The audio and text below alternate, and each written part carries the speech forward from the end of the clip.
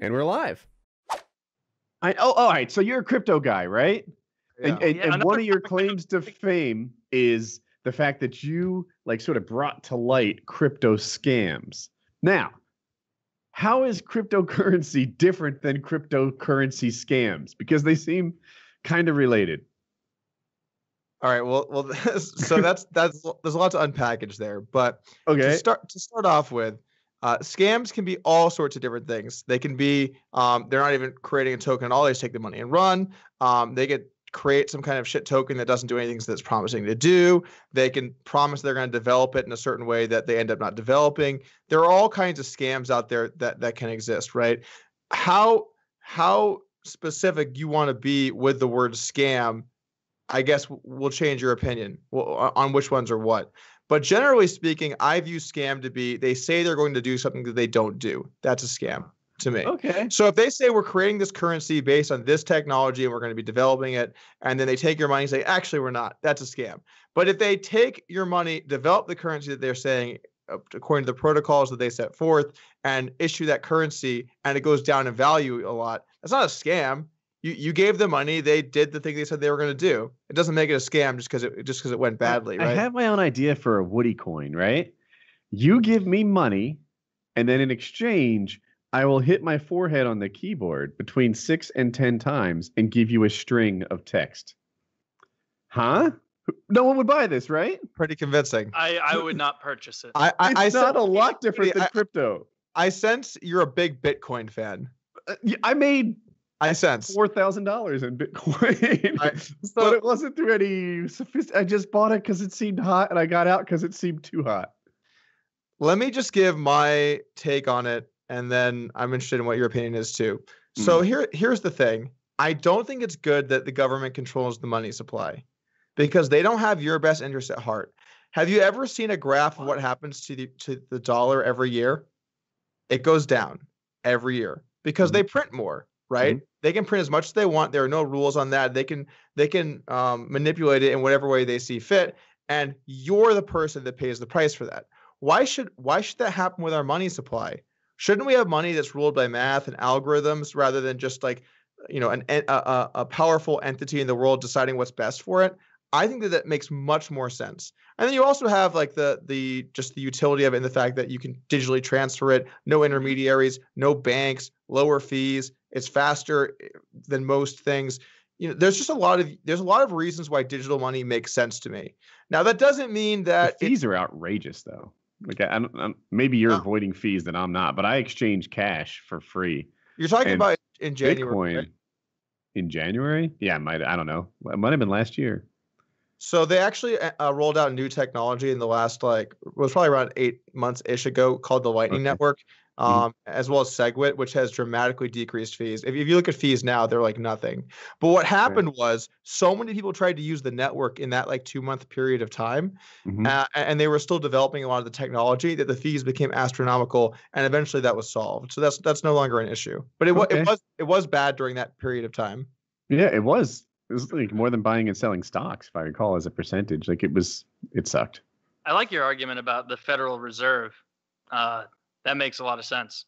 Only if you assume that all compelling. his sort of no, he laid out a bunch of things that are debatable, right? Oh, they're not managing the money supply for your behalf. They absolutely are, right? They're absolutely trying to keep the economy smooth and on an upright course. That's their motivation. So the idea that it just becomes unmanaged. Well, that's how we got the Great Depression in the 1920s. And back when it was on the gold standard, they didn't have the ability to sort of control the money That's how we supply. got 08, lack of home loan regulation. Well, do you want people or math to control the money? I'm more of a math guy. I hear you. And I'm not set in stone on either one. But when people control it, they can smooth it a little bit. That's the idea, to have a gentle rise in the economy. And that's more or less what they've been achieving for the last 100 years. Back when it was, say, set to the gold standard and inflexible, we had drops that were never seen before or since then. If we were on an algorithm that didn't adjust to current conditions, then we could have that again. Isn't fiat currency as a whole always inherently a bubble? Like that will eventually burst? The word bubble. I don't know. The word bubble is you have to give it some context, because you've got bubbles in that like something drops 20% or 30%, and then you got bubbles where things drop 99%. People call both bubbles. So like they're not equivalent. Like one of the major trade-offs to Bitcoin is that it's inherently more volatile, because it's not based as much around actual revenue. It's not based around that. It's based around speculation. So it's not as safe as the US dollar in what its range of prices can be, and what it might be down the road, whereas the US dollar is very safe. You know, every year it's just going to lose 2% of its value roughly. You know that. Every year your dollar will be worth 98 cents or like 97 or 99, depending on what the inflation was that year. Yeah. So it is much less safe, but also, at least historically so far, over like an 8 or 9 year run, tends to be a better hold. But that doesn't mean every year is good. You know, I originally got into Bitcoin because it had a lot of utility for me as someone that gambles professionally, had to move money around. So it had utility for me. I was able to move money without having to go through bank systems and all of this stuff. So I got involved because of that.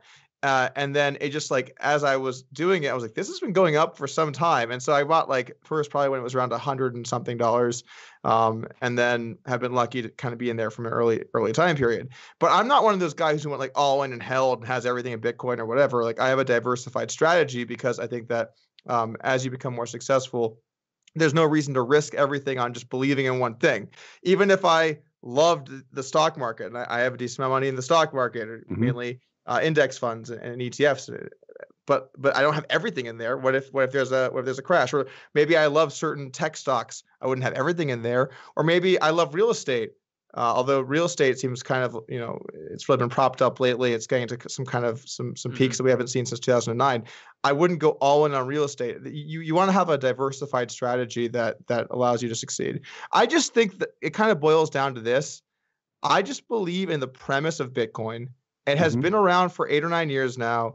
It's continued to increase in value, and I see that it has a lot of utility. And I just think that long run, that premise eventually will win out.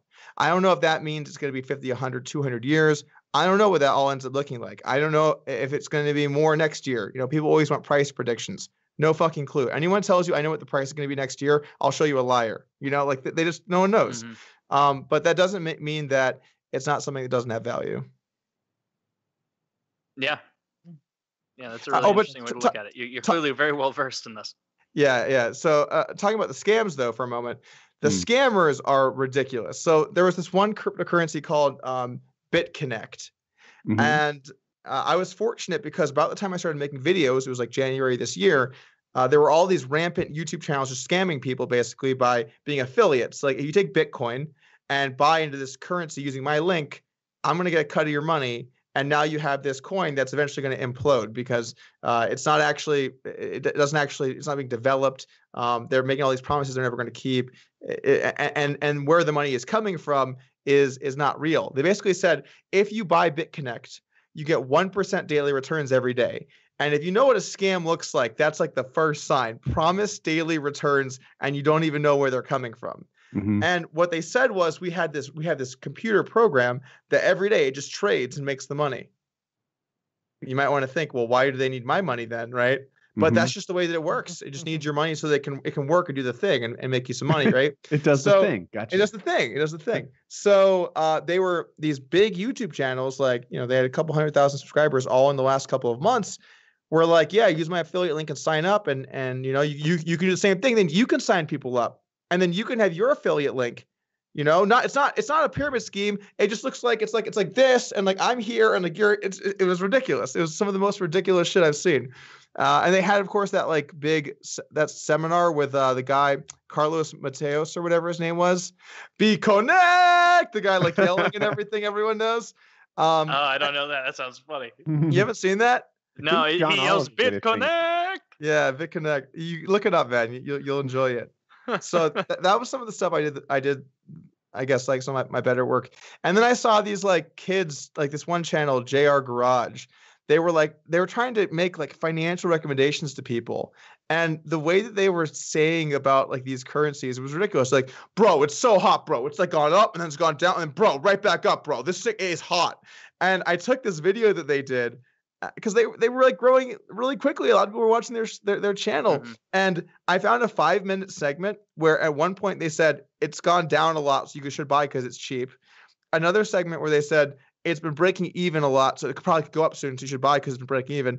And then another section where they're like, it's gone up a lot and it's really hot, so you should buy. It's like, well then like, at what point are you not buying? It's just you buy no matter what. It's ridiculous. I So kind of pretty feel that biased way about advice. Bitcoin in general, or any of these cryptocurrencies. And so I get the other argument is all currency only has value because people agree it has value, right? You can Yeah. say that about the dollar, the pound, the Canadian, whatever they deal in, probably lumas or something, loonies. Yeah, I know it's dollars, but No, they anyway, deal in pucks. the Canadian Like 10, puck, 10 sure. pucks for $8. Yeah, they just keep buckets of vulcanized Old Canadian rubber. saying. Yeah, 10 pucks, $8. That's how they keep it nice. So all currency only has value because we collectively agree that it has value. It's better than a bartering system. It's more convenient. But I know there are more people involved, and there's a general societal agreement that's lasted for 1,000 years with regular currencies. With these cryptocurrencies, it's lasted for, what'd you say, 9 years? And the pocket of people who are willing to accept that they have value is way smaller. It's tiny. It's minuscule. There's no one around here, I think, that accepts that. I can't give it to people or businesses. It all needs to be converted to cash. It's a thing that hasn't gained traction yet. I would consider it a very risky investment. Yeah. What is Bitcoin worth right now? Probably like 6,500 ish. Yeah, something in that Since I vicinity. decided not to buy Bitcoin in December of 17, I have not lost $12,000 per Bitcoin. So that's a good investment Definitely true. because it was at 18 then, wasn't it? Like it got insanely high at one point. And I It broke remember because 19. I went to a bar nearby, and this it was at the peak. It was worth like $18,000, or at this point probably like 17, like a ton. And there's this bartender, and like I was talking to someone I was there with, and she overheard, and she was like, "Oh, you talking about Bitcoin?" And I'm like, "Yeah, I really don't get it or anything about it yet. Like I'm trying to understand a little bit more, but apparently it's hot as fuck right now."